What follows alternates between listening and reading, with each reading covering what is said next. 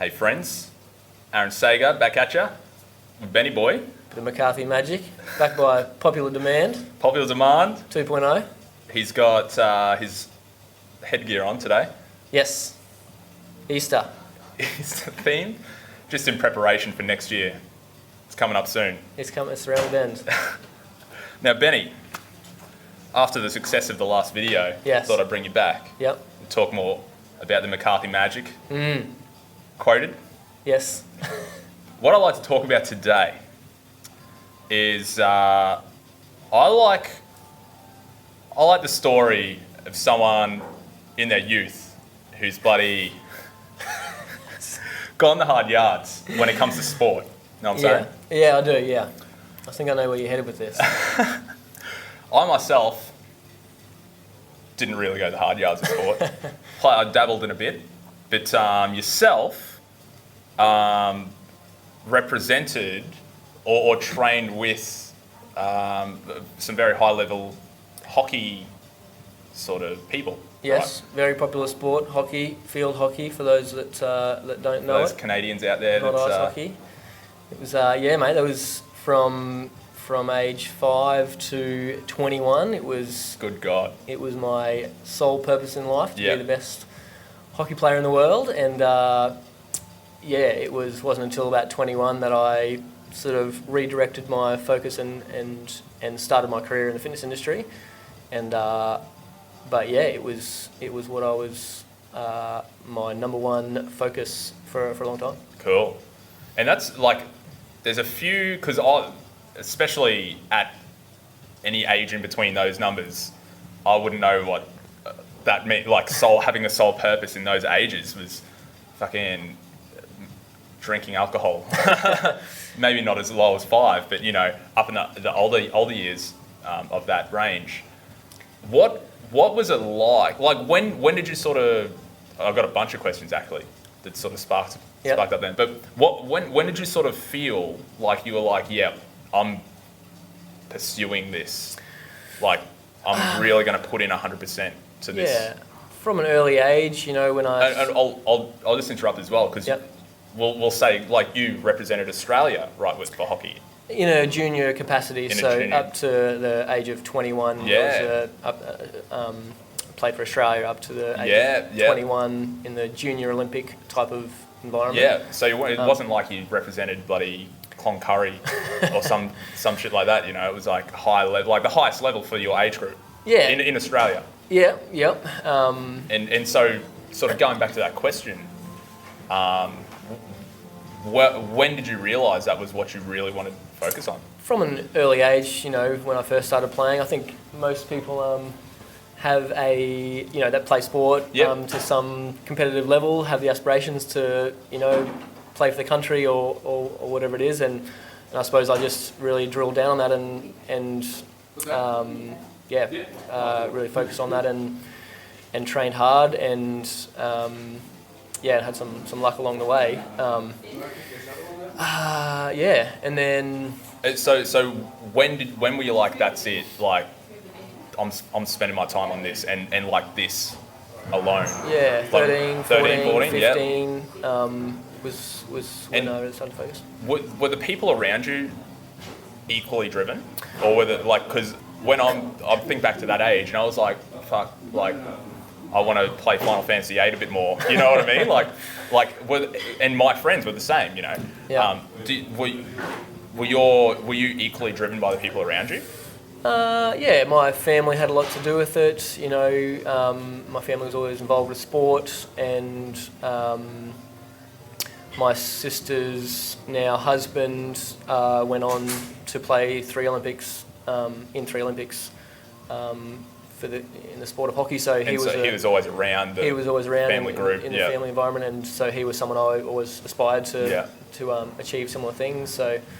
I think that was a huge motivator. And what about your friendship group? My friendship group were not as ever focused on it as much as I was. Perhaps we enjoyed playing hockey socially and represented to a certain level, but didn't go on and weren't as focused at it as I was. Yeah. And then did you find your friendship group changed as you excelled? I started to, my friendship circle sort of grew into the people, Into hockey. guys that were competing at the higher levels. Yeah. I didn't lose any friends that Yeah.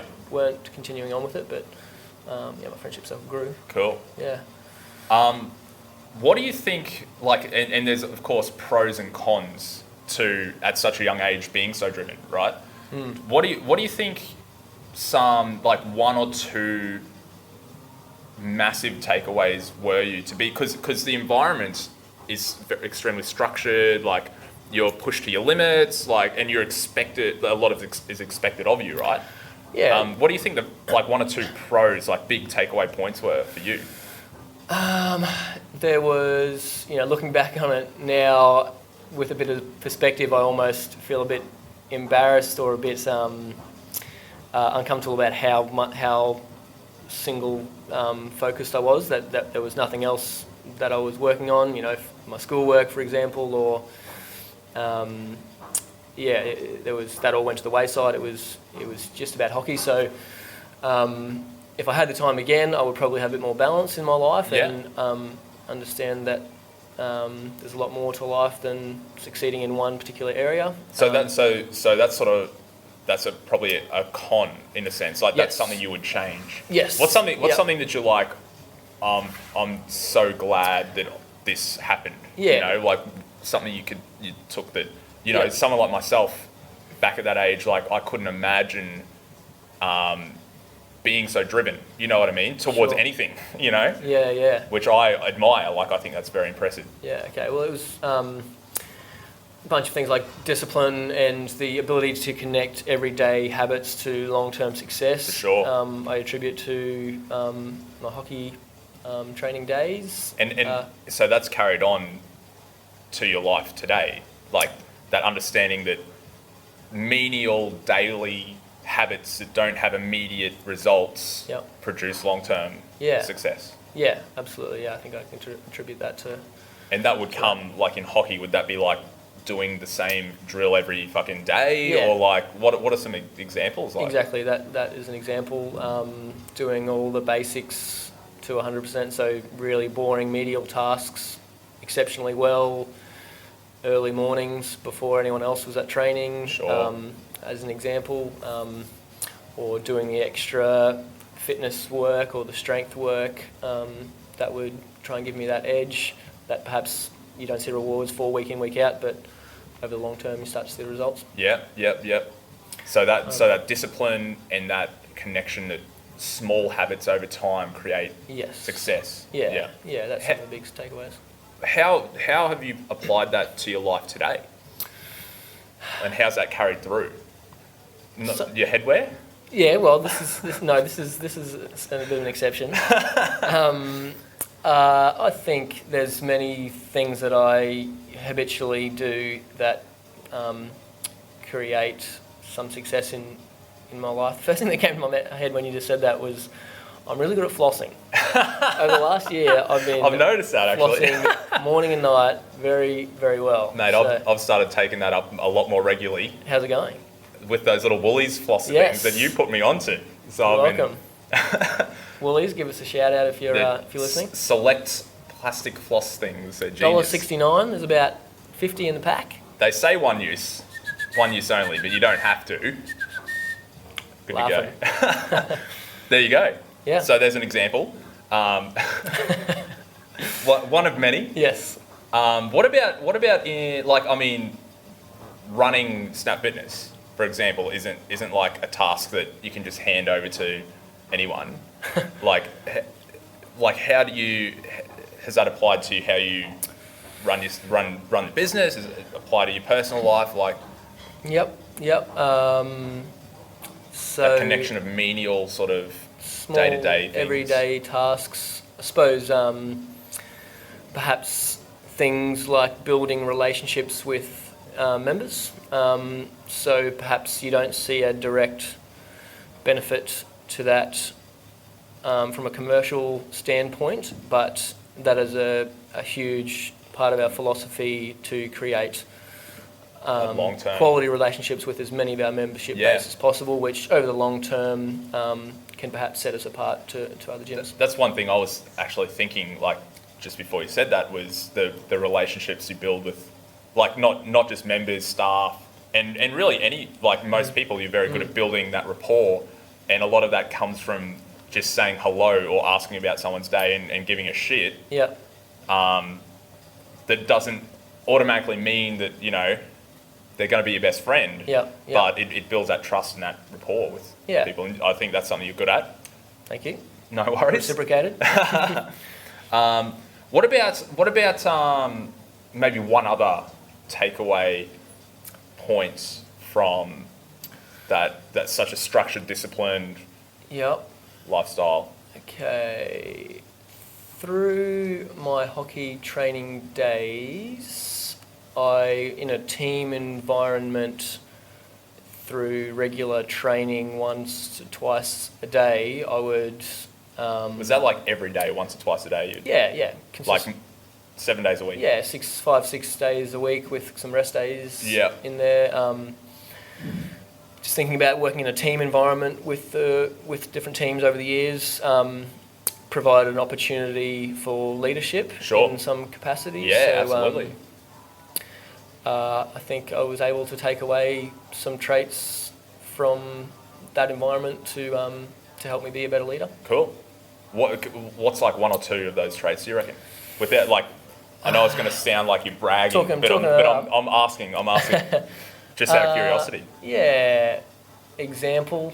So, trying to set the example as the leader, I think is so sort of important.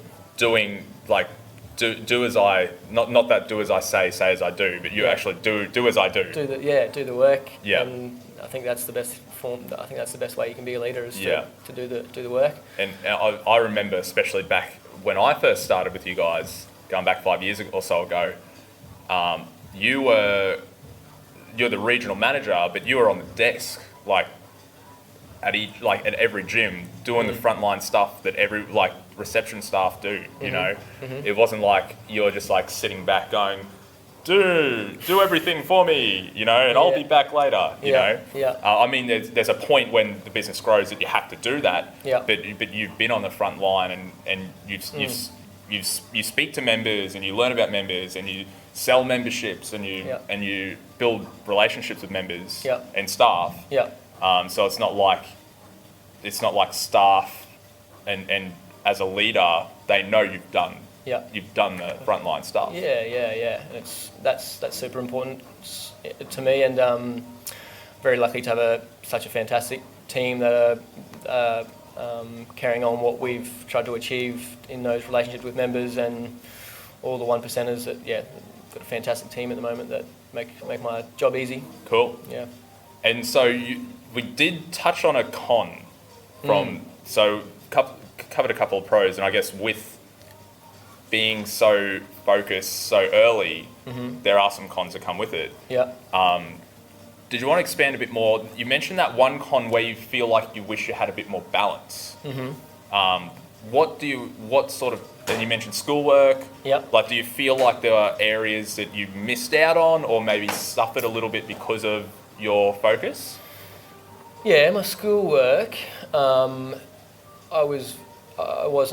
school wasn't quite the right environment for me. I was so focused on hockey, so I would be training early in the morning and have training that afternoon. So school would be the thing in the middle of the day that you had to do, right? I'd flirt with girls and sleep in the library and look forward to lunchtime to hang around. Play a bit of hockey or something, Yeah. So if I had my time again, I would tell myself to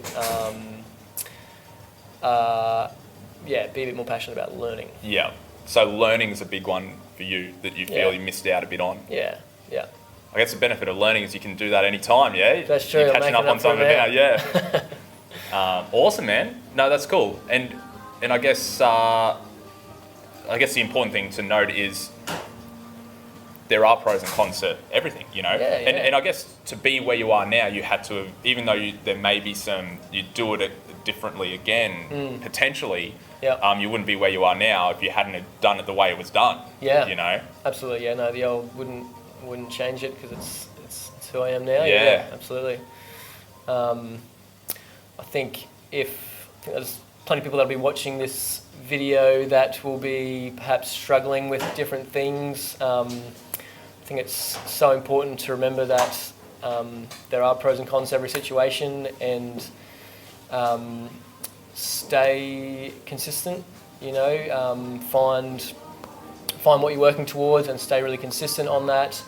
But don't take anything so seriously. As in, make sure you have balance in your life, and stay consistent. But if you fall off the bandwagon, get back on it and keep chugging away. Yeah. Beautiful. I think that's a good end note. Wrap it up. Keep chugging away. Chug away. Chug away. Choo-choo. Thanks, guys. We'll see you you next next time. time for some McCarthy magic.